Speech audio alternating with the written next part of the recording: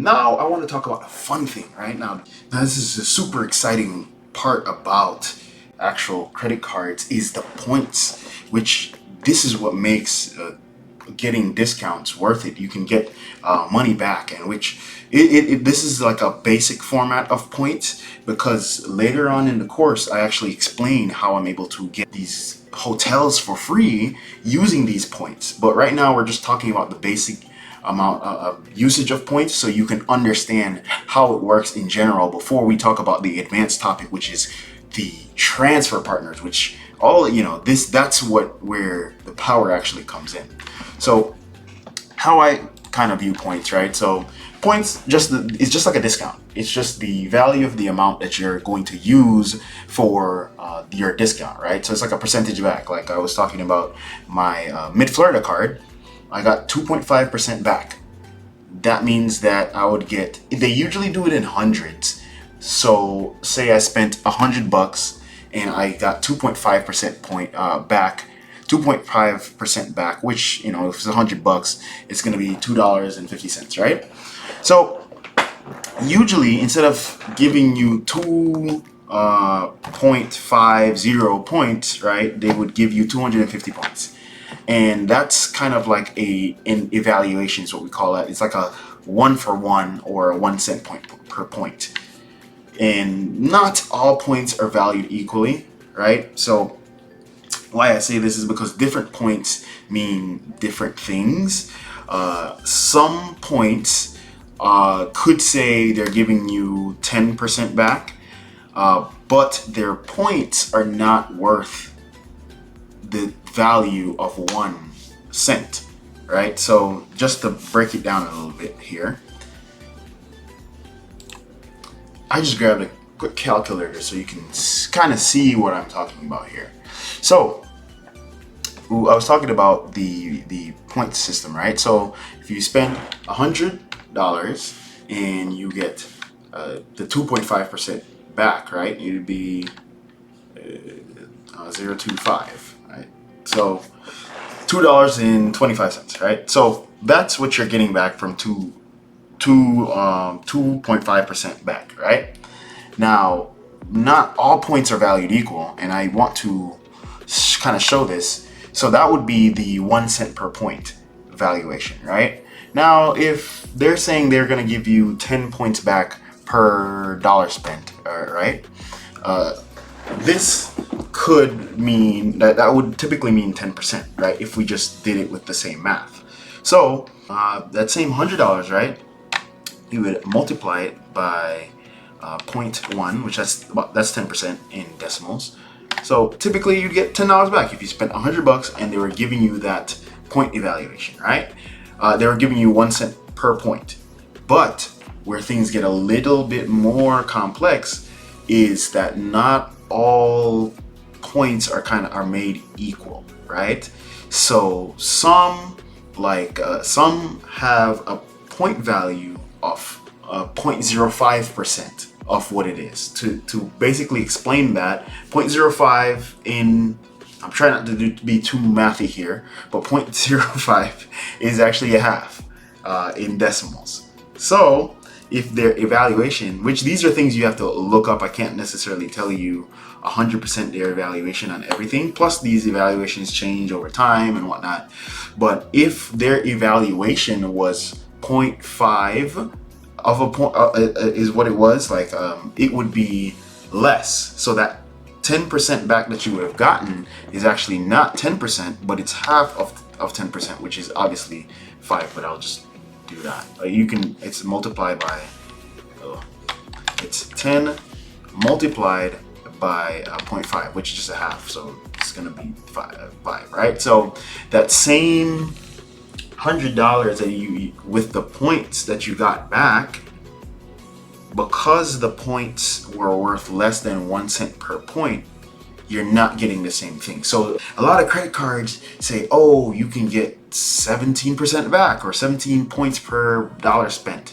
And if their 17 points are worth half, then you can just write it off and say, okay, let me just divide that 17 that they were saying by 2, and then Now, okay, so I'm getting 8.5% back. Okay, cool. Now I understand what's going on. Now, I can give you sort of kind of a real world example, which I'll just show you online what I mean by this points evaluation, because all this information is free.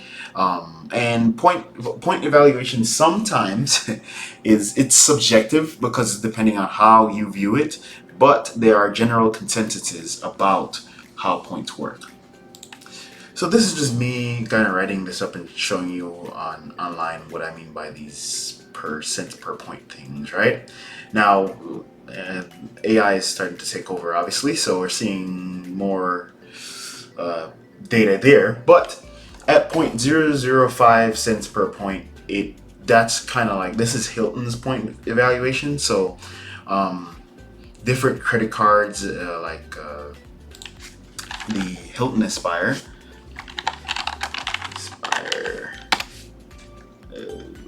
Yes, which is one of the ones that I think is pretty cool, honestly. Just a second here. See, this is pretty cool here, right? So you have this giant number here of what you could earn if you get the sign-up bonus or whatever, but we'll skip the sign-up bonus part because that's another part in our course that I'll explain a little bit more. If you stick around, I'll explain that and what the pitfalls and the benefits of jumping into that realm could net you, right? But like we said, the point valuation for this is half a cent per point, right? So this 14 that you're saying you'll get back if you purchase things on hotels and resorts, which that would obviously be like Hilton hotels or whatever.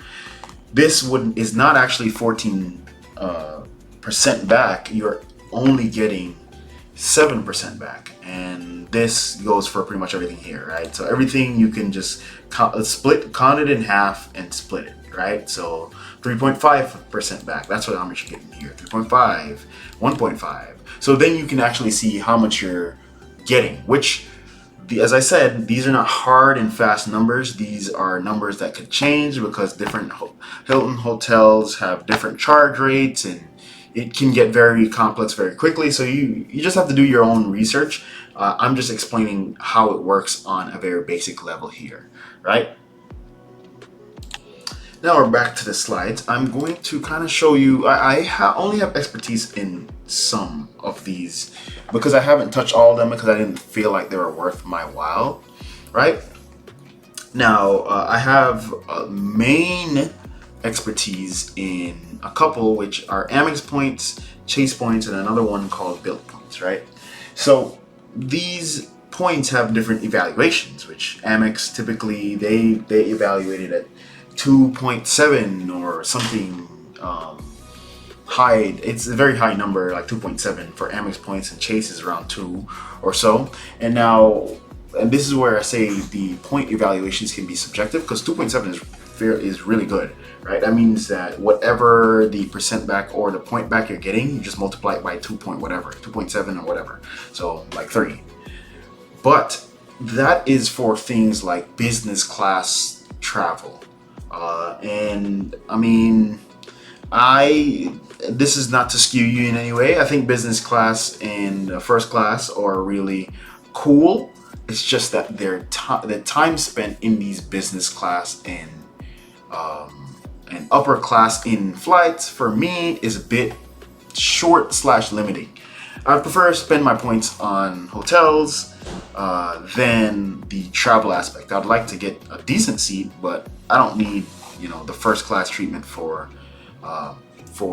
10 hours. I would prefer it for as long as I'm at my place of stay, my final destination. So that's why I say these points become subjective. Now, for Amex points, I have currently about 80,000. I had 100 something, but I transferred some to Hilton. But I find Amex points a little bit tricky to use at times. And I will explain that a little bit later in the course why I think it's tricky to use, but I wanted to point that out. My bread and butter points that I love is chase points. They're super easy to use, and I live and breathe chase. At this point, I have 6 chase cards.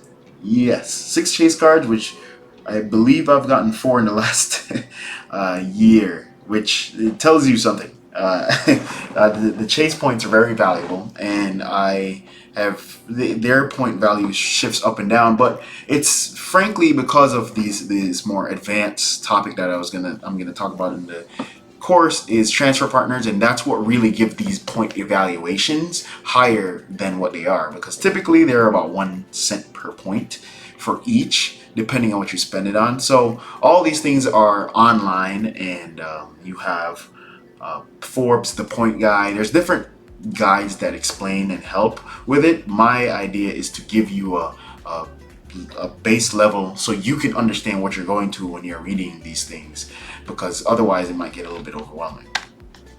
Right, so a couple of the other ones that I'm not too familiar with is City. I mean, we did recently get a City card, but I haven't dived into the actual power of City points. Why is because something that I will explain actually next, but this is going to be in the course itself, given that you choose to purchase and unlock this ability, is when you start unlocking these super amounts of being able to travel so freely, and these points become very valuable, is with cards that actually have annual fees. So one that I haven't messed with is City. Because I don't have one of those cards that give me transfer partners, and I also have not messed with Capital One, which my Walmart card is a Capital One card, but I just I have beef with Capital One, or in other words, I don't like them because they denied me for the Venture X. But that's just a personal thing. If you get the Venture X, that's all cool, and you can kind of learn a little bit about it, but these are the 2 major ones that I just don't have much expertise in, but I'm not saying they're bad or good, I haven't used them so well. And that pretty much brings us to annual fees, which I'm going to explain in detail, because this is where you start to see these values and be able to travel for free and all these other perks, which is in the power of annual fees, which I'll be explaining in the course, given that you choose to stick with me here on this ride. I hope this has been super helpful, and you're able to see the power that of credit cards, and also understand the pitfalls. And in the course, I will explain even more ways to play good defense in this game of credit cards.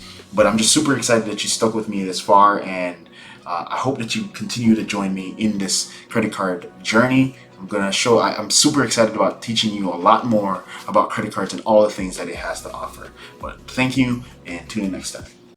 I hope you found that information very useful, of talking about a little bit of the journey and what I've gone through with credit cards and how I started and had all this success with it, and also being able to see those pitfalls, because I know there can be a lot of pitfalls to dropping in credit with all that APR stuff and all the things that we talked about in that section. I'm super grateful you joined, and don't forget to leave your email and sign up for that email list. I'm giving this course away for 80% off for people in that email list, so don't forget to join that, because I really want all of you to get this information so that you can unlock the ability to use credit cards and have that free travel. So until next time, we'll be putting out another video, so follow us on socials to get the notifications, and I'll see you next time.